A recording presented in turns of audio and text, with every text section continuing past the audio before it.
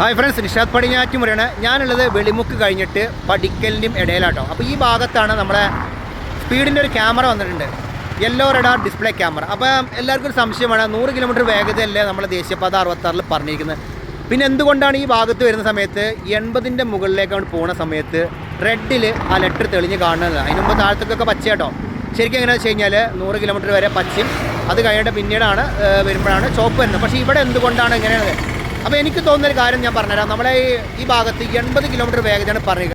Overpass കഴിഞ്ഞിട്ട് നമ്മൾ മുന്നോട്ട് പോരുന്ന സമയത്ത് പടിക്കൽ ഇത്രയും മുമ്പ് ഒരു എക്സിറ്റ് ഉണ്ട്. അവിടെയാണ് ഈ യെല്ലോ റഡാർ ഡിസ്പ്ലേ ക്യാമറ വന്നിരിക്കുന്നുണ്ട്. അവിടെ നോക്കിയോ നിങ്ങൾ, അവിടെ കണ്ട 94 എന്ന് പറഞ്ഞപ്പോഴത്തേക്കും റെഡ് കത്തി. അതിനടുപ്പത്ത് 52 കിലോമീറ്റർ വേഗത, അത് പച്ചയാണ്.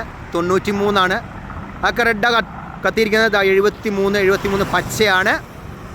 പിന്നെ 65 ഓരോ വാഹനം പോകുന്ന വേഗത അതിലിങ്ങനെ തെളിഞ്ഞ് കാണുന്നുണ്ട് കേട്ടോ. പല സ്ഥലത്തും നിങ്ങൾ കണ്ടിട്ടുണ്ടാവും 65, 50 എന്നൊക്കെ ഒരു ബോർഡ് സ്ഥാപിച്ചിട്ടില്ലേ. അപ്പോൾ ഈ പ്രദേശത്ത് 80 കിലോമീറ്റർ വേഗതയായിരിക്കും പറഞ്ഞിട്ടുണ്ടാവുക. അതുകൊണ്ടാണ് 80ൻ്റെ മുകൾ ഭാഗത്ത് പോയി കഴിഞ്ഞാൽ കണ്ട 97, 94 ഒക്കെ ചോപ്പ വന്നിരിക്കുന്നത്. അപ്പോൾ അതൊക്കെ നിയമങ്ങൾ വരുന്നുണ്ട്. അപ്പോൾ അതൊക്കെ ഒന്ന് ശ്രദ്ധിച്ചിട്ട് യാത്ര ചെയ്യുക കേട്ടോ. അല്ലാന്നുണ്ടെങ്കിൽ ഫൈൻ കൊടുക്കാനോ നമുക്ക് നേരമുണ്ടാവുള്ളൂ. കണ്ടോ 67 കിലോമീറ്റർ വേഗതയാണ് അത് പോയിരിക്കുന്നത്, ബസ് പോയിരിക്കുന്നത്. അത് രണ്ടാമത്തെ ട്രാക്കിലാണ്.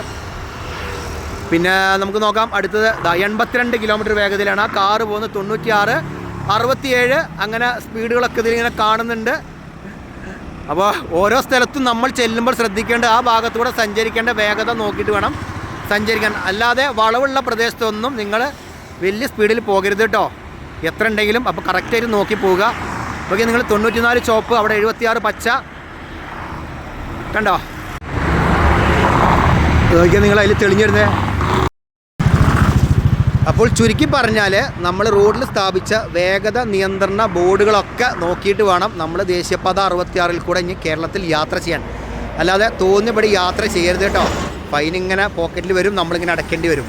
1-2 പ്രാവശ്യമൊക്കെ ഫൈൻ വരും, പിന്നെ നമ്മൾ ശരിയായിക്കോളൂ കേട്ടോ. അങ്ങനെ തന്നെയാണ് ഉണ്ടാവില്ലേ. അപ്പോൾ ഓക്കെ, പുതിയ വീഡിയോ വരുന്നവരെ നിങ്ങളുടെ എല്ലാവരോടും ബായ്.